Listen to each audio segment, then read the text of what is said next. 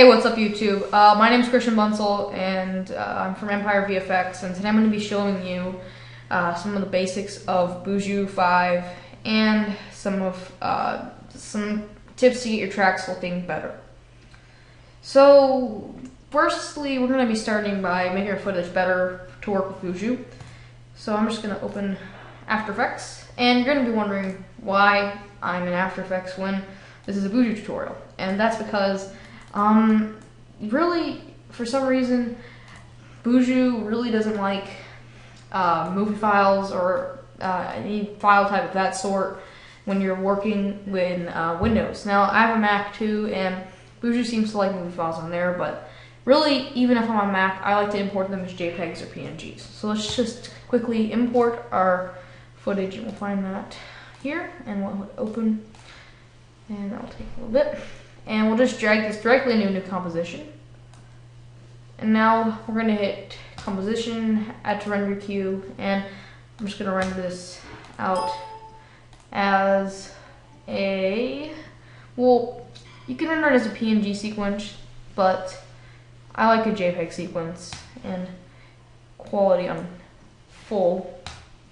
And just don't really mess with anything else. You can do whatever else you want, but pretty much everything is automatically there. So we'll hit render.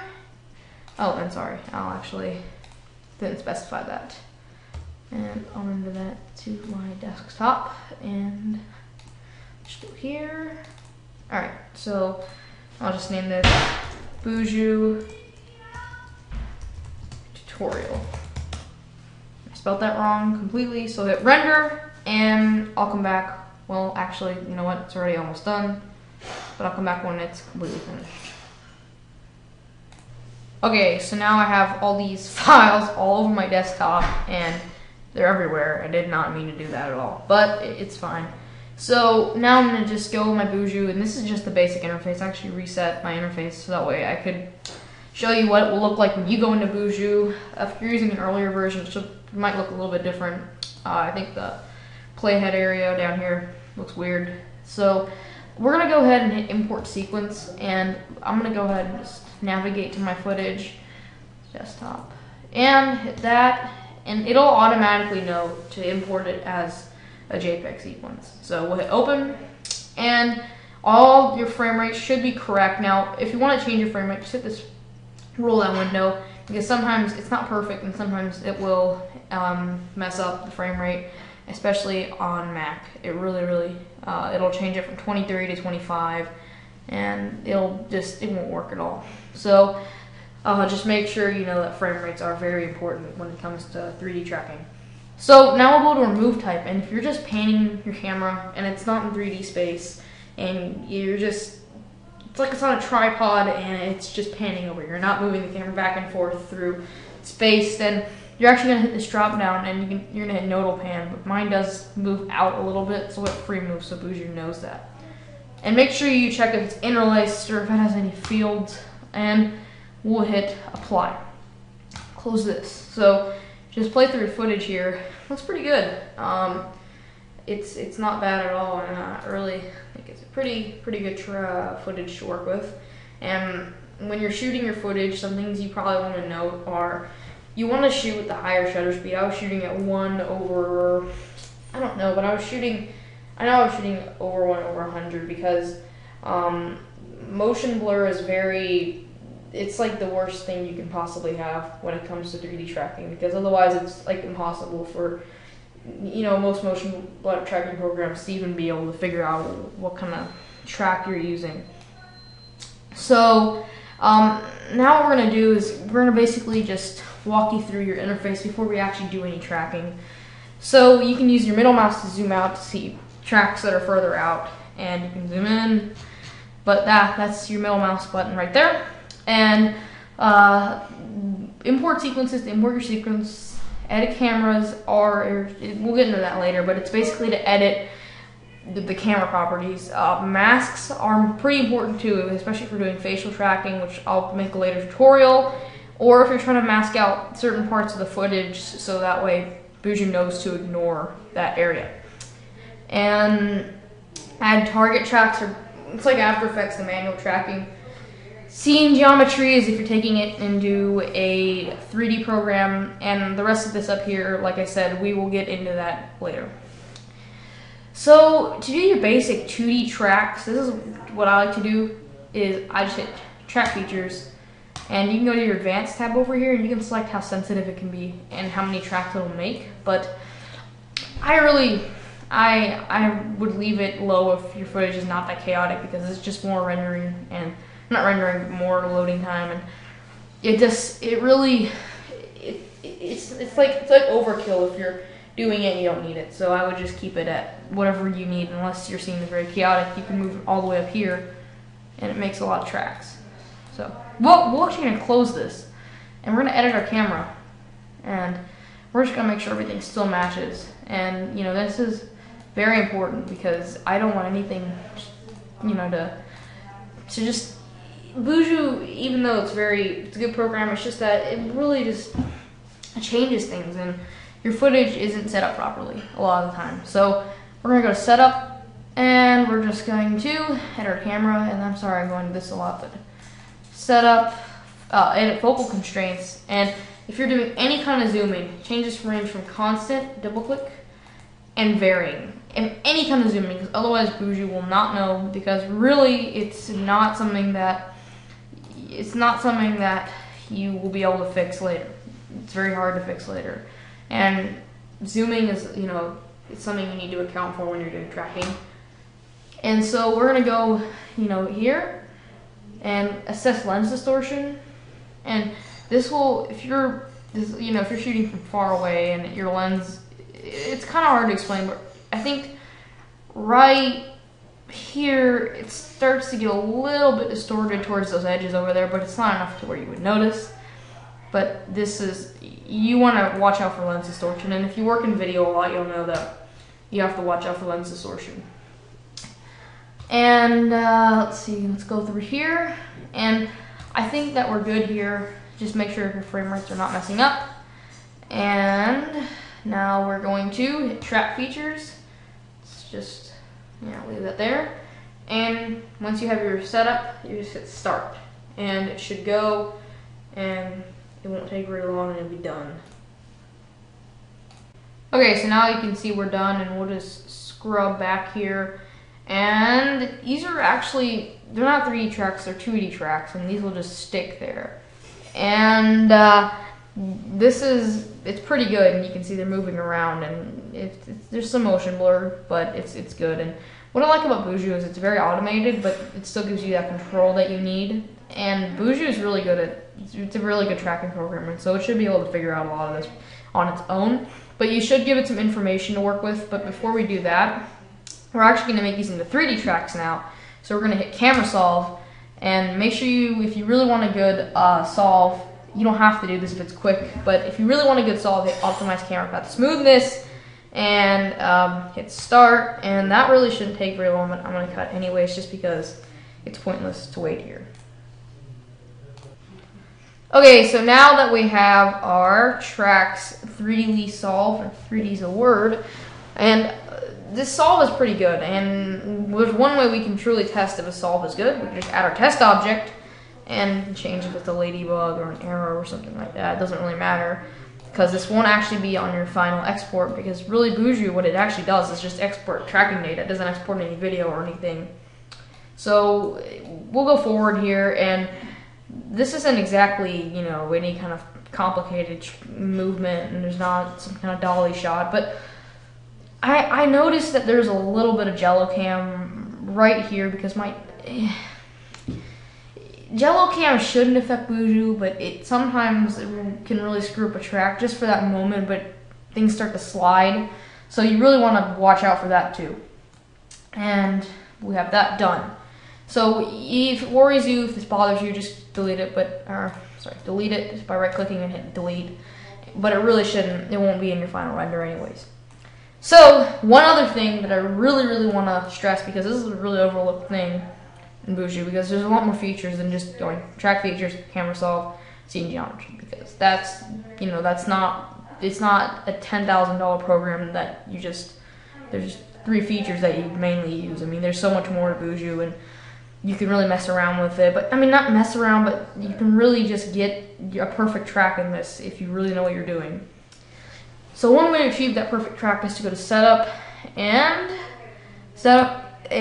go to edit camera, and advanced will be checked, so you hit advanced. And then if you have film back with, basically what this will do is it's how big your lens or sensor is in your camera. And some people won't know this if you're using an old Sony Handycam. I don't really think they have those. I don't know what sensor type will know this, but once they're getting to more professional cameras, there's a lot more. It'll tell you. I mean, that's one of the selling points. So you can change it from millimeters to inches, but I was shooting this on the Sony FS100, so this will be, I think, 35.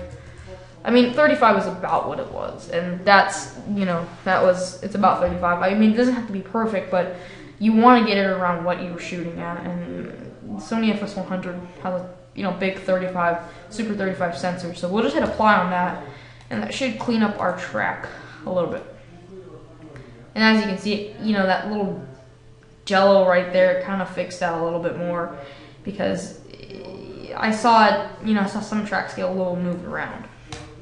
So now we have all of these, and these dots, they're differently colored for a reason, and they're divided between good tracks and bad tracks. So here you have your good tracks, your bad tracks, and the blue are bad and the yellow are good. So, or actually, I might have reversed that, sorry, but yeah, you have the good tracks and the bad tracks, and you can set that up, and not set it up, but you can fix that by just when you're exporting, you can do export flag tracks, and those are for tracks that are better, because some tracks are going to be better than others. Like, say if these two that I'm looking at right here, say if they just started sliding around, you don't want those in your final render or export, because when you're exporting stuff like that, you're affecting what you're actually, what your camera perceives, and that's not gonna do one final render, or do really well when you're finally rendering everything out and all your stuff is tracked in your program. You have your 3D object there, and then all of a sudden it's just sliding around, and that's because of one little track right here. You could have just easily eliminated those two, and you can just delete those. It's really easy. And gold tracks are really good. They're golden. They're gold tracks, and those are the better tracks, and the blue tracks are not the good tracks. So that's not really very good. So now what we're gonna do is we're just going to set up our scene geometry. You don't have to do this, but this is if you're taking it into a 3D program, because depends. If you're using Nuke, sometimes it can read 3D data, but After Effects can't read that 3D data, so it doesn't really matter. So if we this is the part that gets kind of confusing, but I'm not going to cover it now because we're not taking it into a 3D program. This is just a general export. So I guess I'll go over masking, because if you're, so masking is like masking in After Effects. You're masking something out. But if you have, say, a shot of cars going by, you don't want tracks sticking to those cars, because it will really affect the track, because you're shooting at 1/100, but the motion blur of that car is very, very strong, and the tracks will get messed up. And like I said, one bad track can really ruin your shot. And I'm not saying the tracks in the sync that I just deleted were bad, but I'm just showing you an example. So when you want to add a mask to anything, just hit add poly masks, and we'll just, this is not really, because I don't have anything on my scene that's bad for tracking, but if you want to add a mask, it's like adding a mask in any, program. So we'll just click, click, click, click, click, click, click, click, click, click. And this is like a horrible mask, but now Boujou will ignore that, and you can rotoscope it frame by frame, but I'm not, because I don't even need a mask in the scene. I'll just undo that, and I'll just undo that, and that's perfect. So right here we have a pretty good track, and there's some more advanced stuff I'll get into later with Boujou, but right there you have a good track. And now I'm gonna go over to export camera, but before I do that, I'm just gonna check my focal constraint, and like I said, it's constant, and we'll check our frame rate, because one thing I always preach is that you always have to check what you're going to be finally exporting and rendering, because really, if you're rendering out something that's flawed, it could have been easily probably avoided by just checking your render one final time. So I'll just go up here to my setup at camera, make sure everything here is good, or change everything. Got, pretty much everything here is good. I'm just making sure I'm not leaving anything out because, like I said, everything here should be perfect. And looks like everything is good. And now what we're gonna do is hit export camera, and we'll scale it by whatever you want to scale it by, because this is what you set it as. So I just like to scale it by 100, but this is how much space it gives it, and it's different for everybody. And this is one unique thing about Boujou. This is what I was talking about earlier. Export flag tracks only, and you can flag certain tracks by just going here, say you like that track, and you can flag for export. Now there's some you can just select all of these and right click and then uncheck flag for export, and those won't go to your export, but just turn them back on. Flag for export. So all of them are good. So now we're just gonna go back into our exporting camera and export camera. And if you're taking into all these there's so many different programs. I'm not even gonna go through it, but there's whatever program you use, just make sure you check that off because it really doesn't matter. I usually use Max 3D Studio Max, but there's soft image, flame, fusion, Houdini, lightwave, all these different formats you can put it out as, but I'll just put it as an After Effects. And this is important too.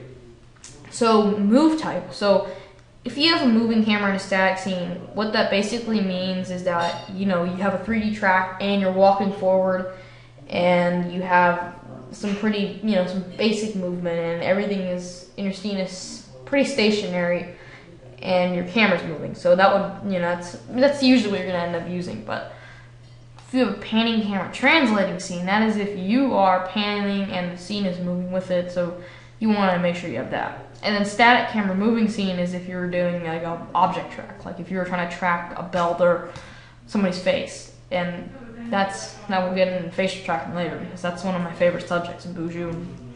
Got that.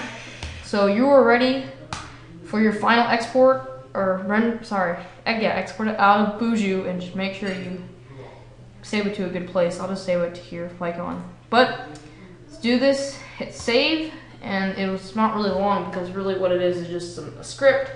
And you can close 3ds, and this is good. So thanks for watching my tutorial. Please make sure to check out my channel later and subscribe. So thanks for watching, and bye.